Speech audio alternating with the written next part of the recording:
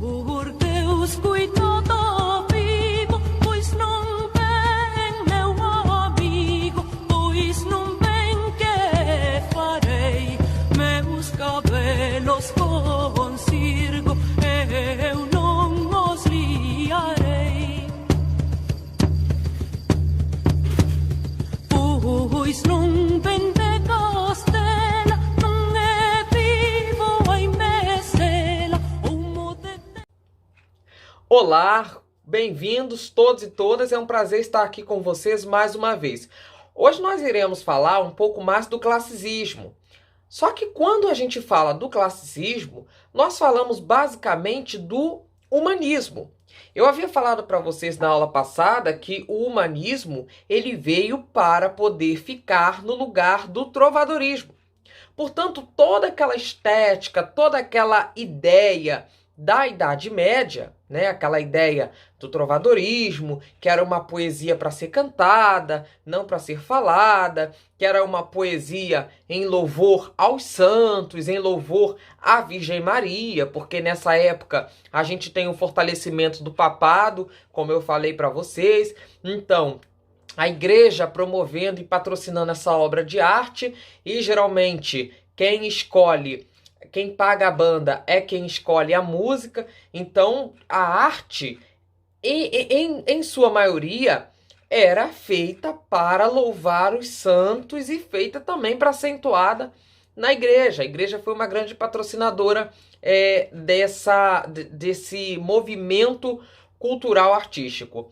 Só que a arte também se dava em outros lugares, fora do espaço do espaço religioso. Então tinha como centro ali o homem do campo, como eu falei para vocês no trovadorismo. E também a poesia palaciana, né? Porque o trovadorismo, por excelência, é o período das grandes dinastias na Europa. Então o que acontece? Quando o humanismo chega, ele chega justamente para substituir este padrão, ele chega para se colocar como um novo aparato artístico, e o trovadorismo vai ficando de lado juntamente com tudo, com a ideia religiosa, com a forma de ver o mundo, que era uma forma teocêntrica. Eu falei isso para vocês também, fazendo uma breve recapitulação ou uma breve revisão daquilo que nós vimos e estudamos, né? Então você tem todo um agenciamento, uma cosmovisão de mundo bastante religiosa no trovadorismo, que o humanismo vem para substituir. Só que quando a gente fala em humanismo, gente, a gente não fala de um período ou de uma estética propriamente dita. A gente está falando de um período de transição. Portanto, é um período em que ainda tem características do trovadorismo e tem as novas características, que são a característica do Renascimento, até desembocar, de fato, no Renascimento. E o movimento que vai, de fato, de verdade, desembocar no Renascimento, e que vai ser um movimento, por excelência, puro e simples, humanista, digamos assim. Qual era a característica do humanismo? Eu falei para vocês, e nós vamos recapitular isso aqui, né? A característica do humanismo era justamente colocar o homem no centro das atenções, né? Tirar a ideia teocêntrica e colocar a ideia do homem no centro do universo. Então, e como que se dá o classicismo? Como que surge, então, o classicismo, né? O classicismo ele corresponde, eu diria, a um movimento, como eu falei para vocês, artístico, cultural, que ocorreu durante o período do Renascimento, porque, como eu falei para vocês, ele é o movimento ápice, né? O humanismo é a transição e o classicismo é o ápice. Claro que quando eu falo de classicismo, eu estou falando de uma estética literária. Renascimento, eu estou falando de uma estética ou de um movimento histórico cultural. Então, ele vai se dar a partir do século XV, que lá, por excelência, na Europa. O nome do movimento, esse movimento que marca o fim da Idade Média e inicia a Idade Moderna, faz a referência aos modelos clássicos. Eu falei isso para vocês na outra aula, né? A qual modelo, por excelência, é o modelo greco e é o modelo romano. Então, greco-romano é um modelo de homem, de escultura, de arquitetura e de literatura que despontará com muita proeminência no classicismo. No campo da literatura, a gente também pode dizer que o classicismo é um nome dado, né? Vamos refletir sobre o nome. Então ele é um nome dado aí aos estilos literários que vigoravam ali no século XVI na Europa, na época do Renascimento. Por isso, a produção desse período também é chamada de literatura renascentista. Por que é chamada de literatura renascentista? Por um motivo óbvio que eu estou falando aqui, né? Porque é uma literatura também que se dá na época do Renascimento, né? É fruto desse Renascimento. Portanto, a gente pode dizer que é uma literatura renascentista, né? Na Idade Média também, na Idade Média, o período que durou, esse período durou 10 anos, porque ele vai do século V ou século V ao século XV. O principal atributo da sociedade, como eu falei para vocês, era o aparato religioso, era a religião. Então esse momento teve muito marcado pela ideia teocêntrica, né? Pelo teocentrismo. E o lema do teocentrismo eram os dogmas e os preceitos da Igreja Católica, que cada vez mais adquiria fiéis porque ela religiosamente, naquele momento, né, defendia os valores da cristandade. Como eu falei para vocês, a questão do fortalecimento do papado. A Igreja de Roma, ela cada vez mais crescia e adquiria fiéis. Assim, as pessoas que estivessem contra ela, porque era muito poder, ou que sequer questionassem os dogmas impostos por ela, eram excomungados, né? Excomungados era aquela carta assinada pelo Papa, que você era expulso da igreja, e você também tinha a questão de que você não entraria mais no reino dos céus. Então você não tinha, porque tem uma parte lá na Bíblia, né, que vai dizer tudo que é ligado na terra é ligado no céu. Então se o Papa não concorda ou não liga na terra que você entrará no céu e que você está perdoado dos seus pecados, portanto você também não entrará no céu. Este era a concepção da época. Então, além de sofrer a excomunhão, você também era passível de sofrer um linchamento, né? Um linchamento tanto verbal quanto físico mesmo por parte da sociedade. E, em último caso, você era conduzido para a morte, para a guilhotina, para a fogueira, para o afogamento. Existiam várias maneiras de se punir todos aqueles que eram considerados hereges, ou todos aqueles que eram considerados opositores da fé católica, da fé cristã. E, por conseguinte, naquele momento, da verdadeira religião, que era a religião, segundo a concepção católica apostólica romana, fundada pela figura proeminente mais importante do cristianismo, que era a figura de Cristo, lá naquela passagem quando ele disse para Pedro: Pedro, tu és o meu discípulo, né? Tu és a minha igreja, eu sou a rocha, sobre essa rocha fundarei a minha igreja e as portas do inferno não prevalecerão contra ela. Então a Igreja de Roma, ela seguia essa interpretação e ela acreditava, e acredita, né, até hoje, que realmente, teologicamente, ela sistematiza que ela foi e é a igreja fundada por Cristo. Claro que isso tem as suas controvérsias históricas, teológicas, mas este era o pensamento da época. Então você veja que a instituição católica, ela exercia muita força e muito poder sobre qualquer indivíduo. Você imagine você lutar contra uma instituição. A força das instituições é muito forte para que um indivíduo ou um grupo de indivíduos lute contra ela. E na Idade Média, se a gente está falando aí desse período de transição para o Renascimento, a gente tem que ter ideia de que até a medicina estava limitada também à igreja. E estava mesclada e misturada também com muitos achismos ou com muitas crendices. Então, se você estava doente, você tinha lá que rezar 10 terços, 10 Pai Nosso, 10 Ave Maria. Então, até a ciência era filtrada por aquilo que a igreja achava. Por exemplo, tomar chá, você não podia tomar chá, porque senão você era considerado uma bruxa, um feiticeiro ou uma feiticeira que apresentava potencial perigo. Portanto, merecia morte, linchamento, etc. Então, o humanismo, que surgiu a partir do século XV lá na Europa, começou a questionar, né, diversas questões. Uma vez, claro que o cientificismo ele despontava de forma sorrateira, de forma embrionária, mas começou a se questionar sobre várias coisas, né? Muitos estudiosos foram capazes de propor novas formas de análise do mundo. Isso é que é curioso, é que a gente fala que são os gênios, porque você imagina você crescer numa sociedade em que você escuta dizer que a Terra é que gira, aliás, que o Sol é que gira em torno da Terra. Para você ir pesquisar sobre isso com os pouquíssimos existentes à época materiais, a tecnologia, né, com a pouquíssima tecnologia, você ir pesquisar isso e você asseverar, você postular uma verdade contrária à verdade que a maior instituição pregava, que era a igreja, tem que ser um gênio, né? E tem que ter coragem.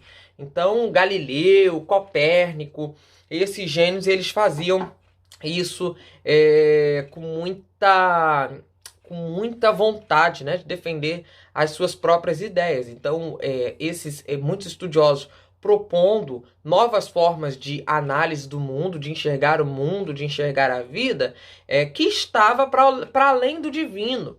Não era mais o divino que explicava tudo. Agora vamos buscar as explicações aqui. Parece que a gente está voltando lá para aquela ideia também do Aristóteles, né? Em oposição à ideia platônica. Ou seja, essas ideias dos estudiosos do Renascimento apresentavam questões baseadas na racionalidade humana, a gente pode dizer que, em síntese, apresentava-se ideias baseadas no antropocentrismo, o homem no centro do mundo. Este momento esteve também marcado por grandes transformações, como eu falei para vocês, também tecnológicas, já que se queria pesquisar, já que se queria investigar, se pretendia fazer ciência, então tem que se desenvolver um novo aparato tecnológico. Então começa-se a desenvolver instrumentos e coisas. Então é marcado esse período por grandes transformações e descobertas históricas, o período do classicismo ou do renascimento, como queiram chamar, né? Daí a gente pode salientar as grandes navegações, eu falei isso para vocês também na aula passada. Não à toa a grande epopeia Os Lusíadas, de Luís de Camões, há de ser ambientada justamente no mar, né, navegando. Então você tem ali a criação da bússola nesse período, no século XV, e a criação da bússola ela permitirá que o homem ele alongue os seus passos e ele vá para mais longe, ele vá para mais distante e consiga voltar e por isso mesmo consiga descobrir outros povos e não só descobrir outros povos, mas consiga descobrir iguarias e não só descobrir iguarias, mas consiga também estabelecer outros contatos culturais e a partir destes outros contatos culturais formar uma nova cultura. Então você veja que tudo vai sendo modificado, moldado, é a grande virada, né? A saída da Idade Média para a Idade Moderna é o grande boom, é a grande virada. Outro fator importante, preponderante, que nós podemos salientar é a Reforma Protestante, que também vai acontecer ali no século XVI, né? A Reforma Protestante que foi encabeçada por Martinho Lutero. E essa reforma ela vai criar o grande cisma religioso, o grande cisma católico. Então Martinho Lutero, ele, se não me engano, no ano de 1515, ele se converte, né, à fé cristã, porque, aliás, 1515, 1516, se não me engano, ele faz a reforma protestante. Mas ele vai se converter um pouco antes, me perdoem se eu estiver enganado, mas acho que é 1505 que ele vai se converter, porque Martinho Lutero tem uma história muito interessante. Ele estava vindo de uma balada com os amigos, né? Naquela época já tinha balada, que eram as tabernas, e ele estava vindo, isso aconteceu de verdade, está na biografia do Lutero, leiam que vocês vão gostar bastante. E o Lutero ele vinha de uma balada pela manhã, quando de repente o tempo começou a fechar, de repente não, né? O tempo já estava fechando e um raio, ele vinha zombando porque ele era meio, digamos, talvez ateu, não tão ateu, mas zombando da cristandade, zombando do divino. Isso não sou eu que estou dizendo não, viu, gente? É o que está lá na biografia do Lutero, ele contando a história dele. Então ele vinha zombando ali com os amigos, falando em tom de perda de sacralidade, quando de repente um raio caiu e matou o amigo dele, que estava muito próximo a Martinho Lutero. E ele ficou aturdido, ele ficou estarrecido com aquele fato.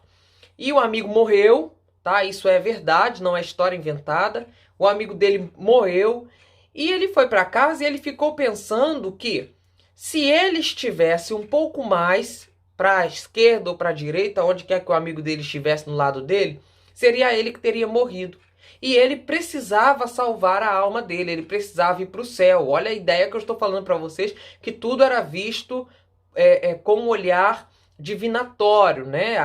Acreditava-se muito na vida após a morte. Até hoje acreditamos, eu particularmente também acredito, né? Existem pessoas que não acreditam, mas naquela época majoritariamente se acreditava. Então Martinho Lutero começa a ficar naquela aflição de que ele tinha que ir entregar-se ao divino para que ele pudesse salvar a alma dele, porque se fosse ele que estivesse ali, ele teria morrido fulminado. Pois bem, Martinho Lutero escolhe então a ordem dos padres agostinianos ou dos monges agostinianos, porque ele se identificava muito com Santo Agostinho. Santo Agostinho, antes da conversão, ele fala isso em Confissões, ele era tão ou mais profano do que muitas pessoas de hoje em dia, tá, gente? Santo Agostinho, ele era aquela pessoa, ele era um homem frequentador assíduo de um bordel, né? Isso está lá dito em Confissões do Santo Agostinho. Também ele vai se dedicar um pouco à defesa da fé cristã na Cidade de Deus, tomo 2, mas ele fala isso com mais proeminência em Confissões. Então lá em Confissões ele vai dizer que ele gostava muito de frequentar, né, os prostíbulos da época. E certa vez, Santo Agostinho, quando ele se converte à fé católica, e ele deixa de ser, digamos, promíscuo, né? E passa a ser uma pessoa religiosa, ele está passando certa feita em frente um prostíbulo e uma menina que estava acostumada a sair com Santo Agostinho diz para ele assim: Agostinho, Agostinho, você não está me conhecendo não? Eu sou aquela mesma menina que saía com você. Ei, Agostinho, vem cá, eu quero que você venha frequentar, porque desde que você saiu aqui do nosso prostíbulo, o nosso rendimento caiu muito. E Santo Agostinho não dá muito ibope para ela e continua andando. E ela vai atrás dele, segura ele pelo braço e diz: Agostinho, ei, ela vira ele, né? E diz assim: você não está lembrando de mim? Não, eu sou aquela mesma mulher que saía com você.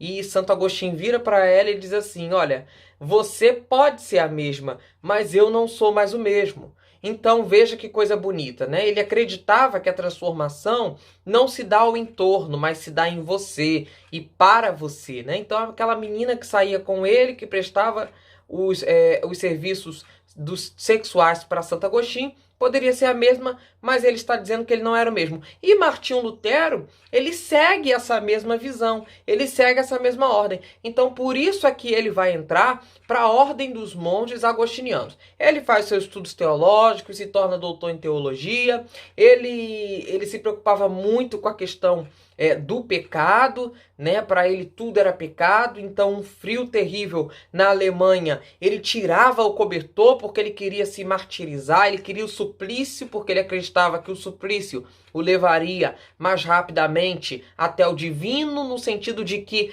o purificaria. Então ele levantava de noite muito atordoado e ficava se batendo com aquele chicote de autoflagelação. E até o ponto que ele se confessava várias vezes por dia com o seu confessor. E o confessor falou para ele uma vez: filho, não se preocupe com isso, Deus já lhe perdoou todos os seus pecados. Mas Martinho Lutero era muito aturdido por isso tudo. Então vai chegar um ponto que é lá em 1515, 1516, se não me engano, que ele vai propor uma reforma na Igreja Católica, né, que estava vivendo ali a questão das indulgências, porque estava sendo construída a Capela Maior de São Pedro lá no Vaticano. Então a igreja estava precisando angariar recursos, angariar dinheiros, e Martinho Lutero começa a falar contra isso. Então ele começa a sofrer uma grande perseguição dentro da igreja. Gente, resumo da ópera, ele acaba fazendo a reforma protestante, não queria sair da Igreja Católica, foi excomungado pelo Papa, até porque se a gente olhar o nome, né, o nome reforma, quem faz uma reforma não destrói uma casa. Quando você faz a reforma na sua casa, você não derruba a laje, não derruba a parede para construir do zero, né? Senão aí você está fazendo uma construção, uma reconstrução. A reforma não, a reforma você descasca uma parede, você troca uma pedra mármore, você troca um vidro, mas a casa continua de pé. Então, a Igreja Católica para Martim Lutero estava correta no pensamento dela, estava certa no pensamento dela, só que tinha coisas que para Lutero precisavam ser reformadas. Então ele vai criar aí o grande cisma religioso, porque ele faz a reforma independentemente da vontade do clero ou não. É claro que depois outros vão surgir, né, como Calvino, outros vão surgir como a própria Igreja da Comunhão, a Santa Sé da Cantuária, que é lá na Inglaterra, né, a Igreja Episcopal Anglicana. Hoje a gente tem a Igreja Episcopal, Anglicana do Brasil. Então tem toda essa história. Então mais uma invenção desse momento é a nova forma de ver o mundo, a nova forma particularizada de se relacionar com o divino. Antes você tinha que ir lá no padre se confessar, agora Lutero está dizendo que não precisa você se confessar porque os teus pecados já estão perdoados. Então é um olhar para você, você se confessa quase que para você mesmo, em particular com o divino. Então já não tem mais esse olhar coletivo que se tinha na igreja. Outra invenção também desse período é a invenção da imprensa pelo alemão Gutenberg. Gutenberg vai fazer a forma impressa, né, do jornal, do livro, e isso vai permitir que mais pessoas tenham acesso à escrita, à leitura, à literatura, né, que já é um processo muito mais rápido de se compor e de se produzir obras do que aquele anteriormente que era feito pelos monges copistas. Os monges iam copiando e iam fazendo aqueles livros e demorava assim séculos, por isso que parte da leitura estava restrita à igreja, porque a igreja que tinha as grandes bibliotecas em seus mosteiros. A partir da invenção da imprensa com Gutenberg, você vê um boom de jornais, um boom de livros e outras coisas mais. Outra invenção também que eu falei para vocês na outra aula foi o fim do feudalismo para a criação do capitalismo, porque o mercantilismo dá ensejo para o capitalismo. A outra invenção foi o cientificismo de Copérnico e de Galileu, né? Copérnico, com a invenção do heliocentrismo, ou seja, não é a Terra que está no centro do universo, porque não é o homem que está no centro no sentido de ser o queridinho de Deus, o cuidadinho de Deus, não, mas somos nós que giramos em torno do Sol. Então foi nesse contexto que as pessoas buscavam novas expressões também artísticas, culturais, no equilíbrio clássico, né? Assim surgiu o que a gente está aqui chamando de renascimento cultural, que foi o período de grandes transformações artísticas, como eu falei para vocês. Em Portugal, o classicismo ele vai compreender o período literário do século XVI, né, que é ali entre 1537 e 1580. E o marco desse movimento foi a chegada do poeta Francisco Sá de Miranda. Eu também falei isso para vocês na outra aula, cheio de ideias do Renascimento italiano, né? Então ele vai inserir aí novas ideias no classicismo português. Ali ele se inspirou no humanismo italiano, como eu falei, para poder criar ou para poder endossar a nova arte que ficou chamada como dulce estilo ou doce estilo, né? Esse modelo de se fazer poesia, esse modelo de doce estilo, estava baseado, né? Eu compreendia numa forma fixa no texto, que inventou-se o soneto. O soneto ainda não existia. Nas cantigas trovadorescas a gente não vai ver o soneto, a gente vai ver cantigas corridas, retas, né? O soneto é aquela partida, é aquela escrita metricamente medida. Por exemplo, ele tem 2 quartetos, que são o quarteto ou duas quadras, né, que é composto por 4 versos, e tem 2 tercetos, que é composto por 3 versos, né? E seus versos são versos decassílabos. Então, os versos decassílabos são aquelas formas de contar, não contar a sílaba como nós contamos hoje, né? Sílaba por sílaba, porque você exclui a última. Então, os versos, contando poesia, gente, sílaba, na literatura, você não se conta como nós dividimos a palavra, tá bom? Então, a gente pode dizer, Luís de Camões, voltando aqui para o nosso fio da meada, que deu ensejo ao classicismo em Portugal, que foi um dos maiores poetas, né, de Portugal e da literatura mundial também.